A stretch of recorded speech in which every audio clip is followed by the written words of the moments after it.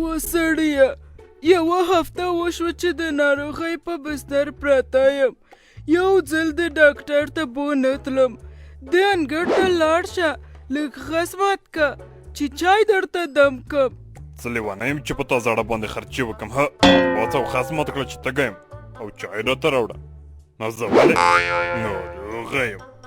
زه له ځایه نشم خوځېدلی او ته راباندې لرګي ماتوې. لږ رحم ښه شی دی. زه هم آخر انسانه یم. که ته مې ډاکټر ته نه بیایې اجازه راکړه چې پخپله ورشم. اوهو ته دې نغمې ته لا پسې ګوره. غلی دې په کور کې نه، ښځه یا د کور ده یا د ګور. او بیا ښځه چا ډاکټر ته به ویل. پلاره مبارک شه، زموږ ښوونځی بیرته شروع شو. ښوونځی کې شروع شو که نه نوره ښوونځي ته نشي تللی. ولې پلاره څه شوي؟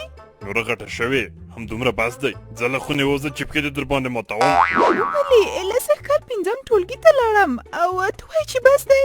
ته او دا زړه مور د ډېرې خبرې کوئ. ته صبر. خدای دې ووایي سړیه، ووایه سړیه خدای. ولورې تا هغه ټلویزیون ولګوه چې لږ فکر مو په بله شي.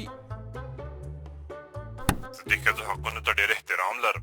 درس، تعلیم، روغتیا دا ټول د ښځو حق دی. ښځې باید له نارینهو سره اوږه په اوږه کار وکړي. که ښځه ډاکټره نه وي موږ خپلې ښځې او لورګانې نارینه ډاکټرو ته ورولو. مورې په پلار مې څه شوي؟ لورې دا ټلویزیونونو کې چې بړ غږیږي دا ټول همداسې دي.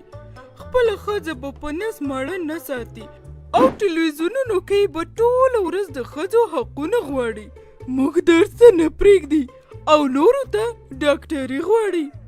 دوی څو څیرې لري چې غټه شي بیا به خپله پوه شي. زه له حکومته غواړم چې حکومت او حکومتي ادارو کې ښځو ته 50% ونډه ورکړي. دلته نارینه سالاري ده. تر چې دا ختمه نشي هېواد نه جوړیږي. له ځانه قلندر مه جوړوئ او نقابونه مه اچوئ.